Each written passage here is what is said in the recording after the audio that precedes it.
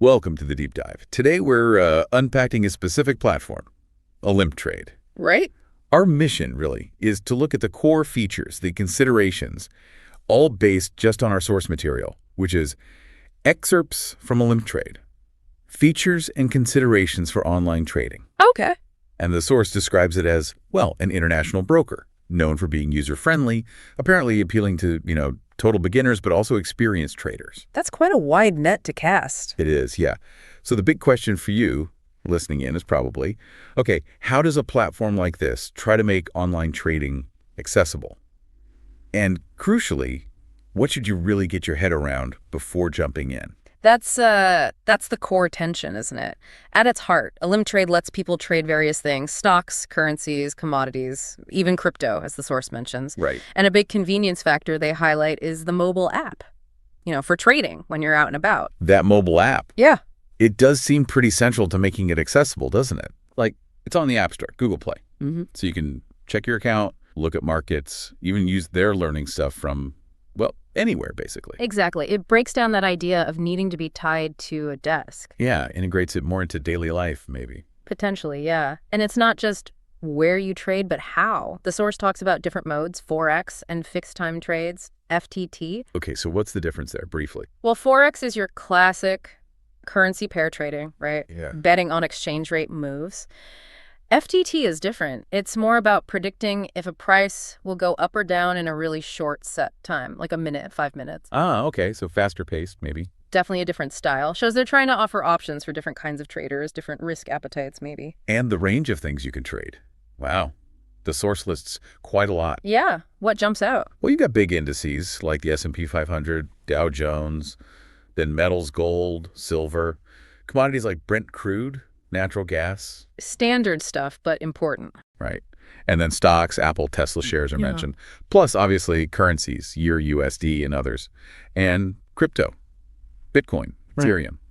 It's a pretty wide menu. It sounds like they're aiming for comprehensive coverage there, trying to have something for everyone's interest. Exactly. But what's really interesting, especially for newcomers, is how they handle the learning curve, the demo account. Ah, yes. Tell us about that. The source highlights this free demo account, right? Comes with 10,000 virtual units, and you can apparently top it up if you run out. Virtual money. Okay. Virtual money, but, and this is key, using real market quotes. So you're practicing, testing strategies, but in a totally risk-free zone.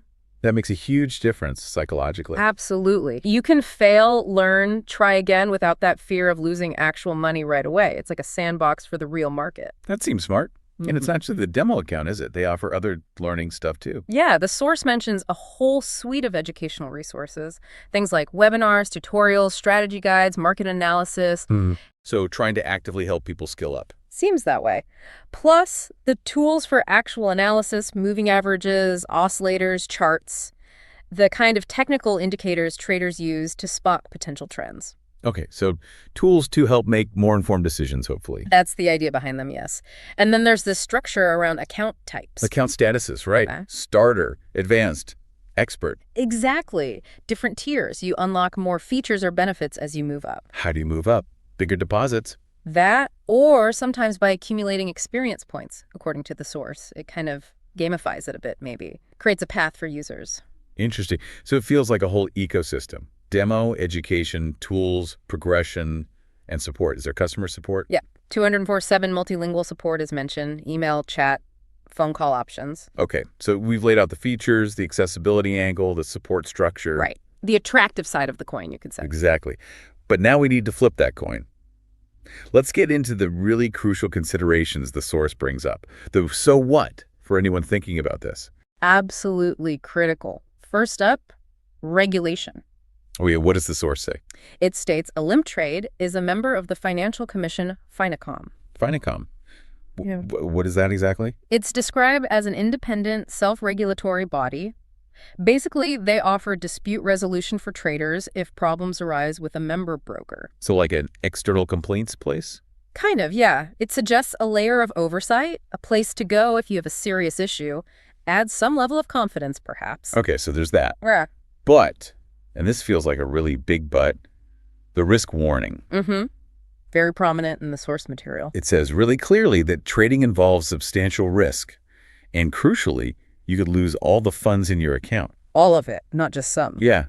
And the advice given is blunt. Only invest money you're prepared to lose. Full stop. That's a stark warning. You can't really understate that. No. And it creates this tension, doesn't it? Yeah. Especially when you look at the minimums. Ah, right. The low entry point. Yeah, the source says the minimum deposit could be as low as $10, and you can make trades for just $1. $10 to start, $1 per trade. That's incredibly accessible. It is. Almost anyone could try it out, right? Which brings us back to that tension. Super low barrier to entry meets a warning you could lose everything. So how do you square that circle? If you can start with just $10, does that make it feel less risky than it actually is? Does it encourage people who maybe haven't fully grasped that lose everything warning? That's the fundamental question, isn't it? Does that low entry point mask the true level of risk involved, especially for beginners who might be drawn in by the ease of starting? It's a real challenge. Okay, so pulling this all together, what does this mean for you, the listener? We've seen ElimpTrade offers this wide array of assets, features. It's got a platform designed to be user-friendly. Right, plus the educational tools, that demo account, all making it seem very approachable with those low minimums. But that accessibility runs right alongside a very serious warning about the potential to lose your entire investment. It's a stark contrast. It really is. Which leads to a final thought, really building on what the source provides. Given that explicit warning about losing all your funds, how do platforms like ElimpTrade genuinely balance making trading so accessible, even to novices, with the absolute necessity for individual financial literacy and, frankly, personal responsibility?